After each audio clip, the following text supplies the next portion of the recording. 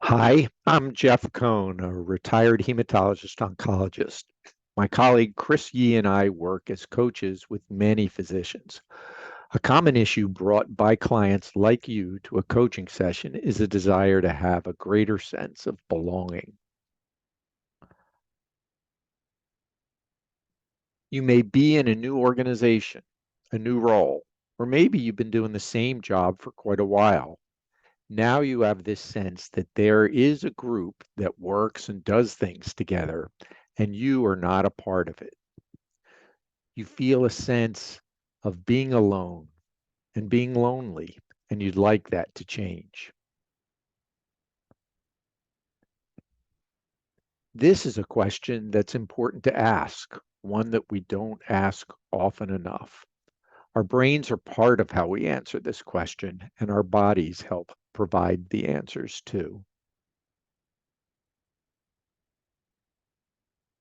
The coaching framework I use from Positive Intelligence focuses on strengthening our mental fitness, defined as having the ability to face challenges in our lives using positive emotional centers in our brain, as opposed to what we're innately programmed to do, use our survival brain with negative emotional responses like guilt, anger, frustration. Part of becoming more mentally fit is recognizing the emotional energy we're experiencing as we face a challenge. So, when you think about the question from the prior slide, what is causing me to be feeling this way? What are you feeling emotionally? Does the energy feel like judgment, particularly you saying things to yourself like, "What's wrong with you? Why can't you fit in?" There are typical physical sensations that accompany this kind of energy, like chest or neck tightness, an unpleasant feeling in the pit of your stomach, or sweaty palms and a racing heart. Or does it feel like reflection with curiosity and a sense of wonder? This physically likely feels lighter, maybe with a warmth that goes with a desire for understanding and learning. The former indicates we're in judgment mode, which leads us to feeling emotions like guilt and shame. It's often hard to move forward from this, let alone come up with an action plan for yourself. On the other hand, reflection can lead to understanding in ways that drive action with clear eyes, seeing things for what they are and what makes sense for you to do now that otherwise might not have been visible to you. What our judge and other inner saboteurs, like our controller, avoider, and hyper-rational do, is take innate strengths of ours and overuse and abuse them. Think of the value of pain if you've accidentally put your hand on a hot burner of the stove. Is that pain valuable? Yes, as long as you take your hand off the hot stove. Continuing to feel the pain means you've kept your hand there, which is what our saboteurs do to us. By using our body's amazing neuroplasticity, we can create new and stronger neural pathways to different regions of our brain where empathy, curiosity, creativity, and wisdom reside. Akin to lifting weights to strengthen physical muscles, we can do what we call PQ reps. PQ stands for positivity quotient. How often we have a positive emotional response to a challenge, ideally more than 75% of the time, to strengthen the mental muscles in what we call our sage brain. Let's do a few now. If you're able, please close your eyes and take 3 deep breaths.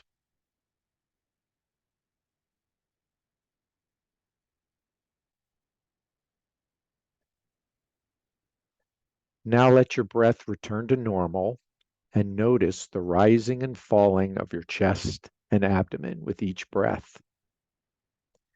If any thoughts enter your mind, try and let go of them, recognizing that it's completely normal.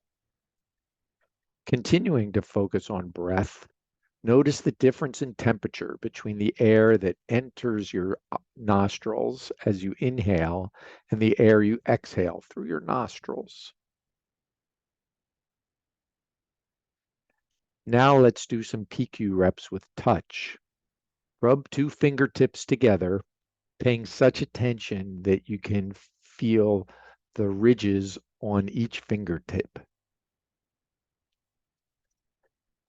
Now rub all the fingertips of one hand against the fingertips and palm of the other, and take in all those sensations of touch. Now let's do PQ reps with sound. Listen for the farthest away sound you can appreciate.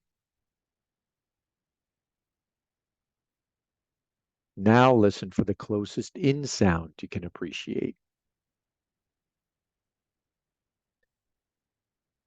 If you haven't heard it yet, listen for the sound of your own breathing.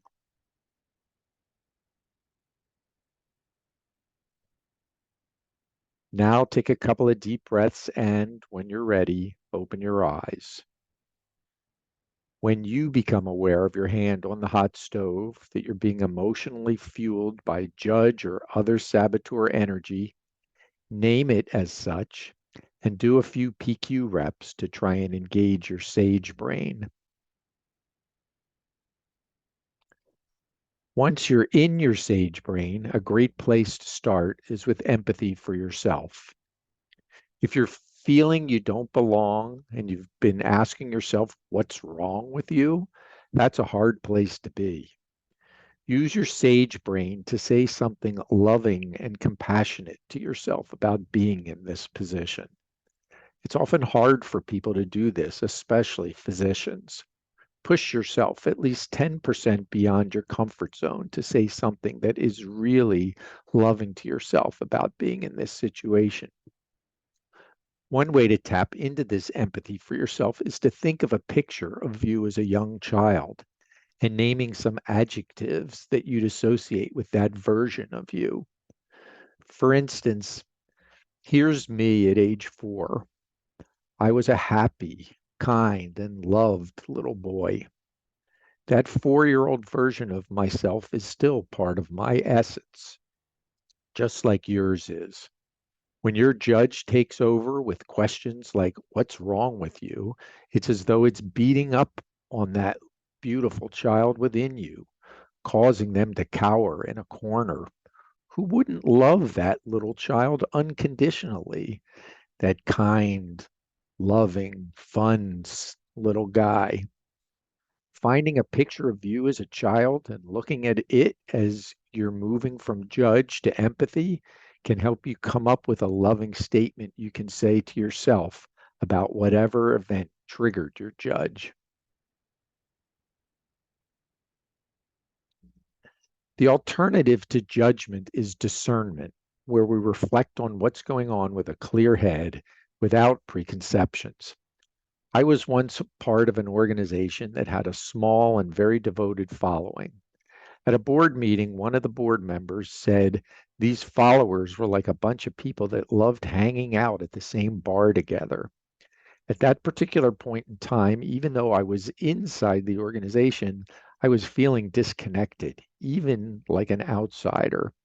This hanging out at the same bar metaphor made me look at the situation differently.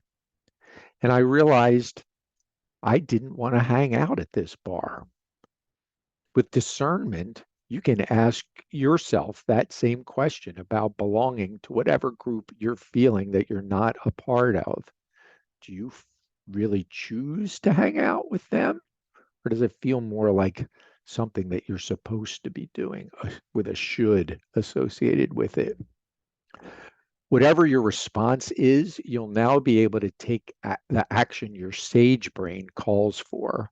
For me, in that situation, it was to leave the organization. We use imagery like a Jedi to describe the fierce, focused action that you'll know you need to take, fueled by wisdom and unconditional love for the beautiful and imperfect person that you are. So, to recap and wrap up, the steps are: intercept your saboteur, name it as your judge, your controller, whomever it is that is feeling, triggering you to feel this way. Take your hand off that metaphorical hot stove. Do a few PQ reps to get into your sage brain. I and many others particularly like this rubbing two fingertips together and paying attention to the ridges. You can do that anywhere with eyes open, even. Then tap into empathy for yourself using the childhood picture, if you have it available for you, to love yourself unconditionally. And then take what action you feel called to, fueled by sage energy. That action may include just letting go of the feeling. That's a perfectly sage response. Thanks for listening. Chris and I are here to help you thrive in your personal and professional life, whatever's going on. Please send us an email to learn how to have an initial conversation with us. Thanks again.